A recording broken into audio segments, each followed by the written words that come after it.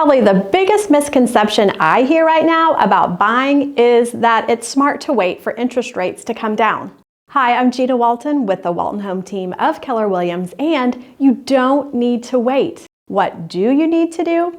If you know you're ready to buy, then you need a realtor who knows this current market in the desired location and a trusted lender who can help you understand what you can afford and the current mortgage options available. The truth is, if you buy at today's rate, you could always refinance if the rates drop. But if you wait with the hope that rates come down, you can't go back and borrow at today's rates if that doesn't ever happen.